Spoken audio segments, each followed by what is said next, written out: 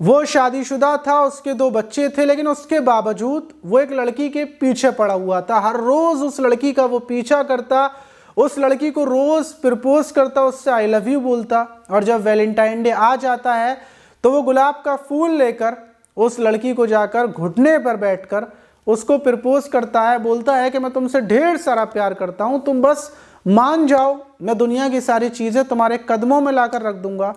और जब ये बात वो लड़की से बोलता है तो लड़की तो चली जाती है, लेकिन इस बात के कुछ ही घंटों के बाद उस युवक की हत्या कर दी जाती है। और हत्या करने के बाद उसकी लाश के टुकड़े किए जाते हैं और टुकड़ों को जलाकर राख कर दिया जाता है, उसको नेस्तो नाबूद कर दिया जाता है, बिल्कुल ख़त्म कर दिया जाता है।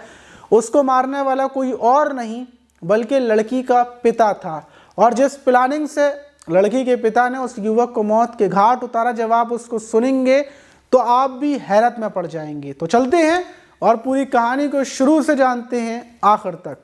तो दोस्तों, मेरा नाम माज है, उम्मीद है कि आप सब अच्छे होंगे, सुरक्षित होंगे। और जो आज की घटना है वो हैदराबाद के तेलंगाना की है और तेलंगाना का एक नाराखेड़ पुलिस स्टेशन है। 15 फरवरी की शाम लगभग 5 बजे का टाइम था और जो कोतवाल साहब थे वो थाने में टहल रहे थे कि उसी बीच एक महिला 2 बच्चों के साथ थाने में पहुंचती है।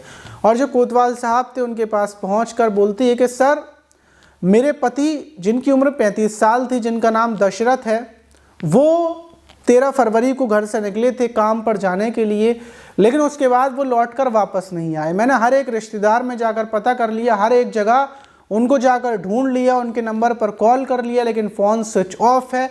कोई ऐसा रिश्तेदार नहीं है जहाँ पर मैं गई नहीं, उनके हर एक दोस्त की यहाँ पर चली गई, लेकिन उनका कुछ पता नहीं है। मेरे पति के साथ ज़रूर कुछ गलत हुआ है, वरना वो अपने बच्चों से दूर नहीं रह सकते। वो शायद उनके साथ कोई हादसा हुआ है या फिर उनको किसी ने मार दिया है। महिला रोते हुए ये बात बोलती है, अपने बच्चों को, जो कोतवाल साहब थे उनको दिखाती है कि मेरे बच्चे भी बड़े परेशान हैं, खाने पीने के लाले तक पड़ चुकी हैं, क्योंकि मेरे ही पति रोज़ाना मेहनत मजदूरी कर कर कमा कर लाते थे, उसी से घर का गुजर बसर चलता था।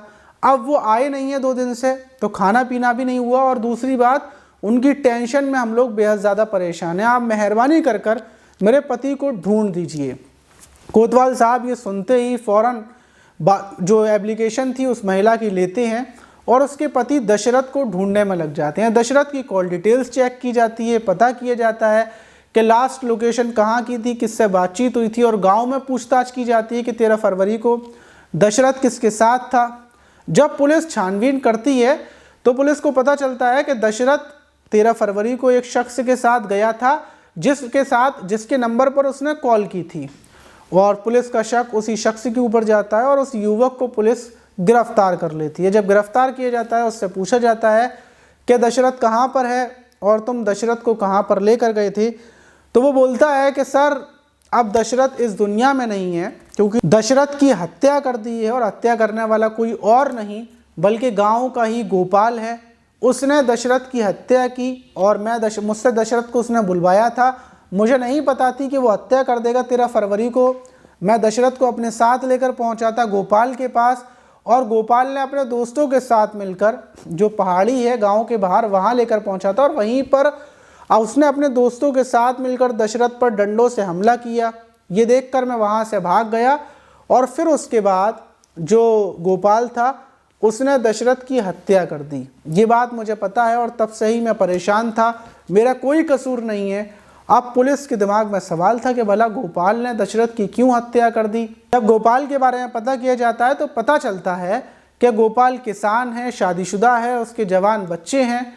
पुलिस गोपाल को ढूंढने में लगी हुई थी और कुछ ही घंटों के बाद खुद गोपाल थाने में आ जाता है। थाने में आकर जो कोतवाल साहब का ऑफिस था उसके अंदर चला जाता है और बोलता है कि मैंने ही जो दशरथ था उसकी हत्या की है और मैंने ही उसको मारा है।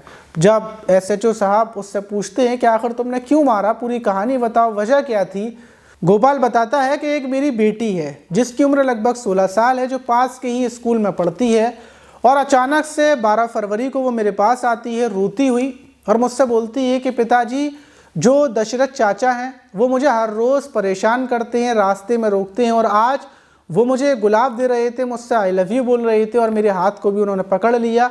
अब मैं कल से स्कूल नहीं जाऊंगी। जब मेरी बेटी ये बात बोलती है तो मेरा दिमाग ख़राब हो जाता है और ये बात मैं अपने दोस्तों को बताता हूँ। अब मैं दशरथ को समझा तो सकता था, लेकिन समझाने से कोई फ़ायदा नहीं होता, क्योंकि दशरथ मेरे ही घर के पास रहता है, वो शादीशुदा है, उसकी 2 बेटियां भी हैं, और उसके बावजूद वो मेरी बेटी को परेशान करता है। और अगर मैं उसको समझा देता तो फिर भी वो मेरी बेटी के ऊपर गंदी नज़र रखता। तो इसलिए मैं सोच समझकर ये बात अपने दोस्तों को बताता हूँ और दोस्तों के साथ प्लानिंग करता हूँ। एक दोस्त से मैं दशरथ को फ़ोन करवाता हूँ 13 फरवरी को, और उसको पहाड़ी पर मिलने के लिए बुलाता हूँ।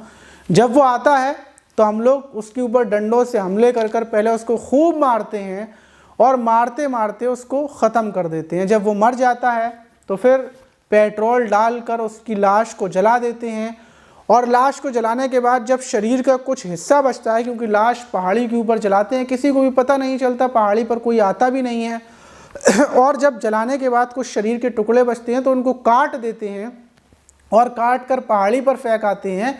क्या कुत्ते जानवर उन टुकड़ों को खा लेंगे, क्योंकि अब वो भुन चुके हैं। और यही किया है मैंने, जो दशरथ था उसको ख़त्म कर दिया।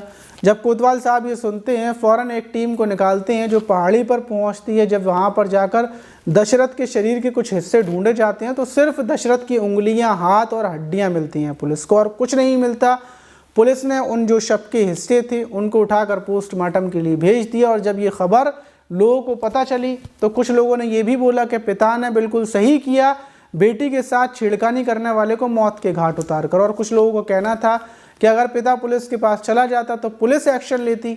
अब पिता ने दूसरे बच्चों के पिता को मारकर उसका भी परिवार बर्बाद कर लिया और अपना भी परिवार बर्बाद कर लिया। अगर पुलिस के पास जाता तो पुलिस ढंग से जो दशरथ था उसको सबक सिखा देती, और गोपाल को भी जेल नहीं जाना पड़ता, गोपाल का भी परिवार बर्बाद नहीं होता। तो इसलिए कितना भी आपको गुस्सा है, सबसे पहले आप पुलिस के पास जाएं, कोई कदम ऐसा ना उठाएं जिससे आपका परिवार बर्बाद हो, आप बर्बाद हो जाएं। आप इस घटना पर क्या बोलना चाहेंगे? क्या गोपाल ने बिल्कुल सही किया या गलत किया? कमेंट बॉक्स में ज़रूर बताइएगा। मिलते हैं किसी और वीडियो में।